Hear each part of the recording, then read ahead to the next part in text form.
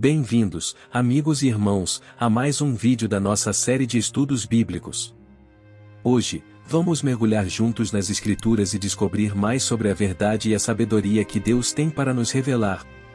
Que nosso tempo juntos seja abençoado e que possamos ser transformados pela Palavra de Deus. Vamos começar. Carta de Paulo aos Hebreus. Capítulo 5. Todo sumo sacerdote é escolhido dentre os homens e designado para representá-los em questões relacionadas com Deus e apresentar ofertas e sacrifícios pelos pecados. Ele é capaz de se compadecer dos que não têm conhecimento e se desviam, visto que ele próprio está sujeito à fraqueza. Por isso ele precisa oferecer sacrifícios por seus próprios pecados, bem como pelos pecados do povo. Ninguém toma esta honra para si mesmo, mas deve ser chamado por Deus, como de fato o foi Arão. Da mesma forma, Cristo não tomou para si a glória de se tornar sumo sacerdote, mas Deus lhe disse: Tu és meu filho, eu hoje te gerei. E diz noutro lugar: Tu és sacerdote para sempre, segundo a ordem de Melquisedeque. Durante os seus dias de vida na terra, Jesus ofereceu orações e súplicas, em alta voz e com lágrimas, àquele que o podia salvar da morte, sendo ouvido por causa da sua reverente submissão. Embora sendo filho, ele aprendeu a obedecer por meio daquilo que sofreu. E, uma vez aperfeiçoado, tornou-se a fonte de eterna salvação para todos os que lhe obedecem. Sendo designado por Deus sumo sacerdote, segundo a ordem de Melquisedeque. Quanto a isso, temos muito que dizer, coisas difíceis de explicar, porque vocês se tornaram lentos para aprender. De fato, embora a esta altura já devessem ser mestres, vocês precisam de alguém que lhes ensine novamente os princípios elementares da palavra de Deus. Estão precisando de leite, e não de alimento sólido. Quem se alimenta de leite ainda é criança, e não tem experiência no ensino da justiça. Mas o alimento sólido é para os adultos, os quais, pelo exercício constante, tornaram-se aptos para discernir tanto o bem quanto o mal. Capítulo 6.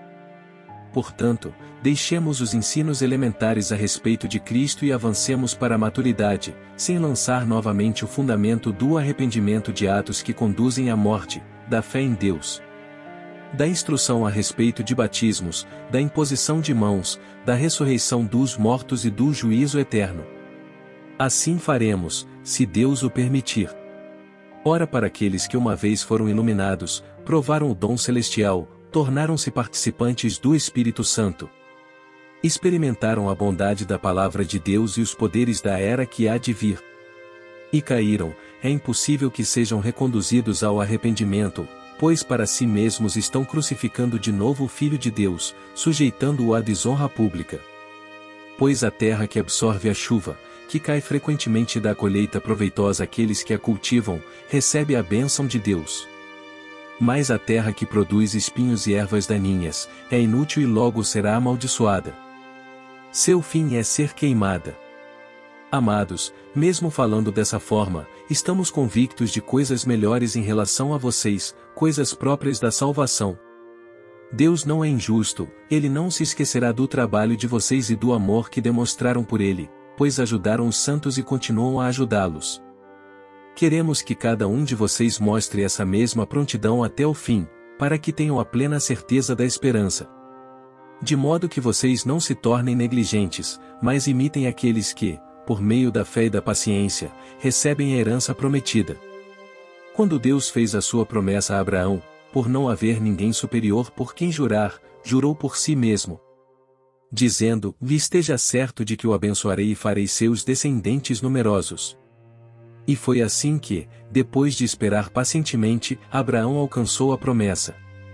Os homens juram por alguém superior a si mesmos, e o juramento confirma o que foi dito, pondo fim a toda discussão. Querendo mostrar de forma bem clara a natureza imutável do seu propósito para com os herdeiros da promessa, Deus o confirmou com juramento. Para que, por meio de duas coisas imutáveis nas quais é impossível que Deus minta, sejamos firmemente encorajados, nós, que nos refugiamos nele para tomar posse da esperança a nós proposta. Temos esta esperança como âncora da alma, firme e segura, a qual adentra o santuário interior, por trás do véu, onde Jesus, que nos precedeu, entrou em nosso lugar, tornando-se sumo sacerdote para sempre, segundo a ordem de Melquisedeque. Capítulo 7.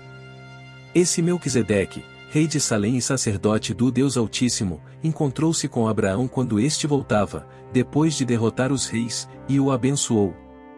E Abraão lhe deu o dízimo de tudo. Em primeiro lugar, seu nome significa o Rei de Justiça, ou depois, Rei de Salém, ou quer dizer o Rei de Paz. Sem pai, sem mãe, sem genealogia, sem princípio de dias nem fim de vida, feito semelhante ao Filho de Deus, ele permanece sacerdote para sempre. Considerem a grandeza desse homem, até mesmo o patriarca Abraão lhe deu o dízimo dos despojos. A lei requer dos sacerdotes dentre os descendentes de Levi que recebam o dízimo do povo, isto é, dos seus irmãos, embora estes sejam descendentes de Abraão. Este homem, porém, que não pertencia à linhagem de Levi, recebeu os dízimos de Abraão e abençoou aquele que tinha as promessas. Sem dúvida alguma, o inferior é abençoado pelo superior. No primeiro caso, quem recebe o dízimo são homens mortais, no outro caso é aquele de quem se declara que vive. Pode-se até dizer que Levi, que recebe os dízimos, entregou-os por meio de Abraão. Pois, quando Melquisedeque se encontrou com Abraão, Levi ainda estava no corpo do seu antepassado. Se fosse possível alcançar a perfeição por meio do sacerdócio levítico, pois em sua vigência o povo recebeu a lei, por que haveria ainda necessidade de se levantar outro sacerdote, segundo a ordem de Melquisedeque e não de Arão? Pois quando há mudança de sacerdócio, é necessário que haja mudança de lei. Ora, aquele de quem se dizem estas coisas pertencia a outra tribo, da qual ninguém jamais havia servido diante do altar. Pois é evidente que o nosso Senhor descende de Judá, tribo da qual Moisés nada fala quanto a sacerdócio. O que acabamos de dizer fica ainda mais claro, quando aparece outro sacerdote semelhante a Melquisedeque. Alguém que se tornou sacerdote, não por regras relativas à linhagem, mas segundo o poder de uma vida indestrutível. Pois sobre ele é afirmado, tu és sacerdote para sempre, segundo a ordem de Melquisedeque.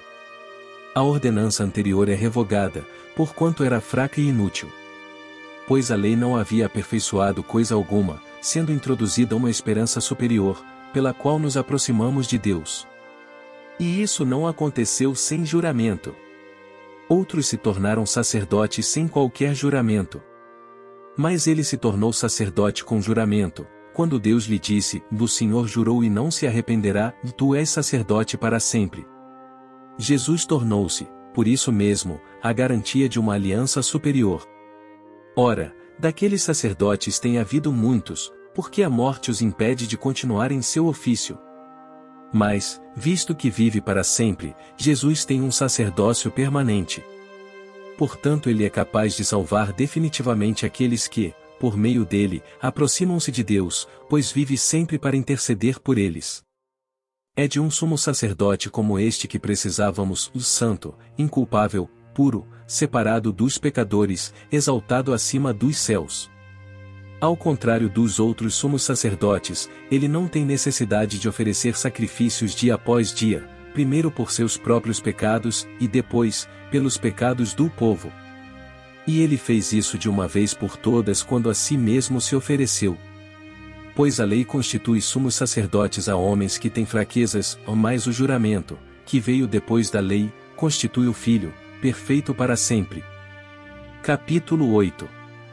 O mais importante do que estamos tratando é que temos um sumo sacerdote como esse, o qual se assentou à direita do trono da majestade nos céus.